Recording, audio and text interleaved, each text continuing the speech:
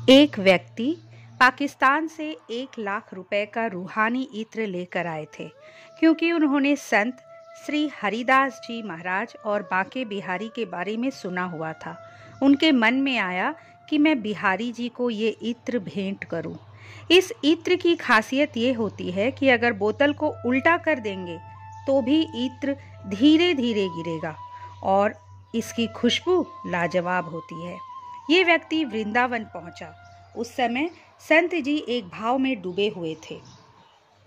संत ने अपने ध्यान में देखा कि राधा कृष्ण दोनों होली खेल रहे हैं। जब उस व्यक्ति ने देखा कि संत तो ध्यान में है, तो उसने वह इत्र की शीशी उनके सामने रख दी और पास में बैठकर संत की समाधि खुलने का इंतजार करने लगे। तभी संत देखते हैं कि राधा जी और कृष्ण जी एक दूसरे पर रंग डाल रहे हैं। पहले कृष्ण जी ने रंग से भरी पिचकारी राधा जी के ऊपर मारी और राधा रानी सर से लेकर पैर तक रंग में रंग गई।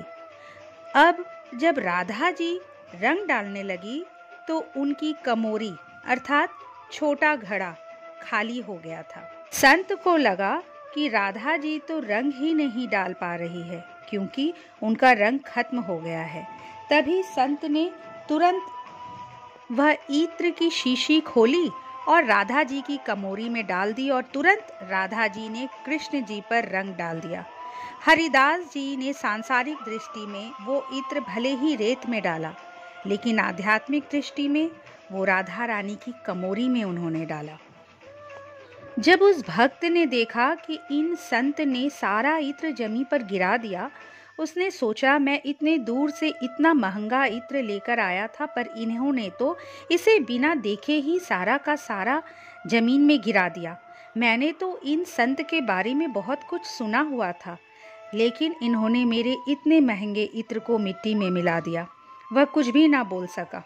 थोड़ी देर बाद संत ने आंखें खोली। उस व्यक्ति ने संत को अनमने मन से प्रणाम किया। अब वो व्यक्ति जाने लगा।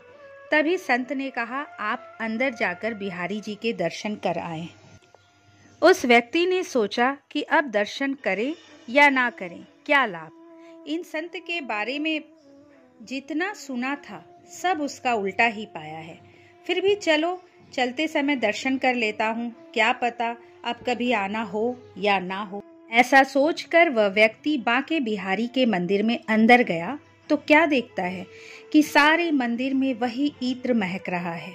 और जब उसने बिहारी जी को देखा तो उसे बड़ा आश्चर्य हुआ। बिहारी जी सिर से लेकर पैर तक इत्र में नहाए हुए थे।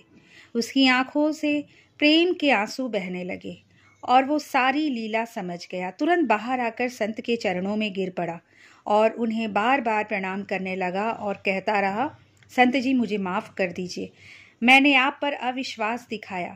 संत ने उसे माफ़ कर दिया और कहा, तुम भगवान को भी सांसारिक दृष्टि से देखते हो, लेकिन मैं संसार को भी आध्यात्मिक दृष्टि से देखता हूँ। बोलिए बांके बिहारी लाल की जय। दोस्तों, यदि ये प्रस्तुति आपको अच्छी लगी तो इसे लाइक कर दीजिएगा। मेरे चैनल को अगर अब तक सब्सक्राइब नहीं किए हैं तो प्लीज़ सब्सक्राइब कर लीजिए। अगली बार एक नए वीडियो के साथ आपसे फिर मिलेंगे। नमस्कार।